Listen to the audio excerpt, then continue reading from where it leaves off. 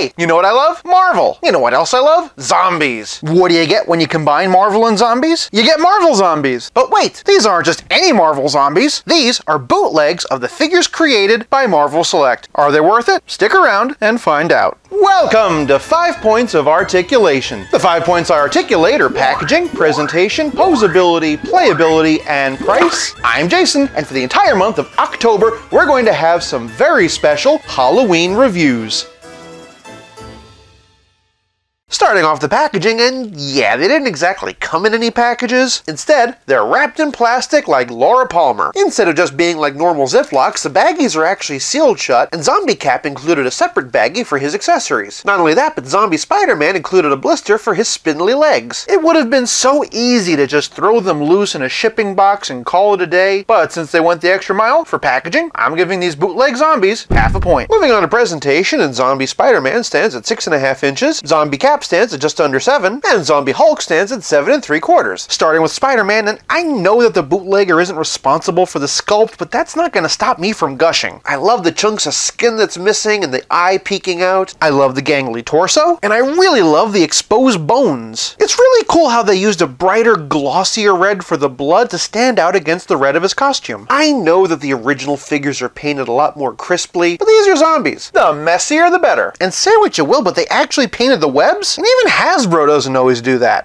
Coming soon. They did cut pretty fast and loose with the spider logo on his back, but all the gore and dirt's there, so I'm happy. And I'm particularly impressed that they actually used a metallic blue for Captain America's scale mail. Like Spider-Man, he has a pretty messed up mouth, to say nothing of his brain. I'm pretty impressed that they actually painted the spaces in between his teeth. It would have been super easy to make it one giant blob. At first, I thought this was just going to be a repaint of the Captain America body that they already had, but no, this is a whole new sculpt. I really like how twisted and caved in the stomach is, and even a lot of the smaller detail like the stitching around the star. Speaking of which, his belt is also very nicely detailed, although they did miss some paint on the belt loops. And speaking of missed paint, they did unfortunately leave the joints untouched. Luckily, since he's all green, that is not going to be a problem for the Hulk. The sculpt on this face is hands down the best of all, and I also think this one has the best paint detail. I love all the blotchiness of the skin, and they did a really good job of going in there to detail all the wounds. If I bought this figure loose, I would definitely think it's the genuine article. Thanks to Diamond Select, the sculpt is there, and while the paint isn't perfect, the sins are covered by the blood. For presentation, I'm giving the bootleg zombies 1 whole point. Moving on to poseability, and this is the part I'm the most anxious about, so please bear with me as I take it just a little slow. First things first, Spider-Man's head's on a ball joint. He looks all the way up, fair bit down. Pretty good side to side though, surprising amount of tilt. Swivel hinge shoulders raised that high, even more on this side. They're definitely stiff, but they do spin around just fine. Single jointed elbows, they do however swivel, and speaking of swivel, he has a swivel in the wrist. Moving on down, he has a swivel in the waist. He also has ball jointed hips. This side's a bit more delicate, so I'm trying to be careful with that one. Single jointed knee, again they swivel, and this side works pretty good too. He's got a hinge in the ankle, no pivot, but they do swivel. Moving on to Captain America, and he also has a ball jointed neck, pretty decent up and down, and a bit side to side. Swivel hinge shoulders go up that much, and once again, single jointed swivel elbow. Just like Spider-Man, he has a swivel at the wrist, swivel at the waist, ball jointed hips, single jointed swivel knees, and ankle hinge. Slight amount of swivel, but I honestly wouldn't risk it. Fun fact, the copyright stamp's actually on the bottom of the foot. Lastly, the Hulk actually has a dumbbell joint. Doesn't look up, but he can look down just fine. And side to side. Swivel hinge shoulders, single jointed swivel elbows, swivel wrist, swivel waist. He has ball jointed hips, but they're definitely fighting me, so I'm not going to risk it. They do swivel just fine though. Single jointed knee, also swivels, ankle hinge, and swivel. This foot, however, is not budging, and I'm not going to force it. In terms of articulation, Marvel Select figures are notoriously limited. In fact, they're contractually forbidden from being as posable as Marvel Legends. These bootlegs are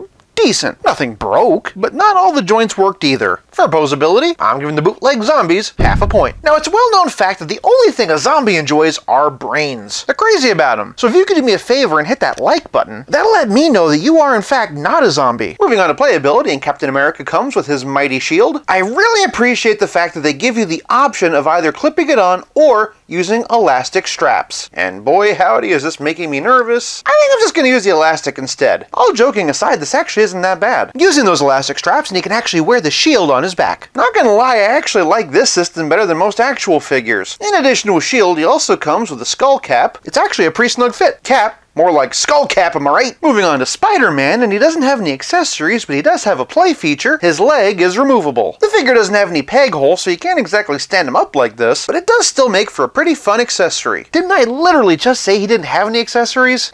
Anyway, playability is more than just accessories or the lack thereof. It's also about how well your figures play with others. For a Captain America comparison, here he is in between Marvel Legends and Marvel Select. He kind of falls in between the two. Here we have a Hulk comparison, and I'm honestly surprised that he's the smallest of the three. That being said, there are a lot of similarities between these two, and I do think that they actually scale pretty well. Zombie Spider-Man is a hair taller, but they're close enough that you could definitely have him terrorize your Legends. That said, he's a little small for your other selects, but what I really wanted to compare him to are these older Toy Biz ones. Unfortunately, I don't have the real figures to compare them to, but I'm having a blast mixing and matching them with the figures I do. Oh, I'm sorry, did you think you were going to make it out of here without a Stealth Iron Man gag? They do scale better with Marvel Legends, but if you wanted to do some figure photography with Marvel Select, you could definitely make it work. For playability, I'm giving the Bootleg Zombies 1 whole point. This leaves us with nothing left to discuss but the price. Depending on which of the many eBay or AliExpress sellers you get them from, these guys will set you back between 25 to 35 bucks. If you can find the originals at retail, definitely support your local comic shop, but these figures have been out of production for almost 15 years, and the aftermarket prices are anywhere from $75 for Cap up to $300 for Hulk. If you want these characters and don't mind that they're a little bit off, you'd be brain dead not to get them. Just be warned, these are bootlegs, so just because mine are okay doesn't mean that yours will be. Either way, for price, I'm giving the Bootleg Zombies 1 whole point for a grand total of 4 out of 5. If you enjoyed this look at some Undead Avengers, tune in next time for the final installment of 5 POA Ween as we look at some very special figures from the distinguished competition. In the meantime, check out this playlist of all our Halloween videos. I'll be back again real soon, but until then, play nice and have fun.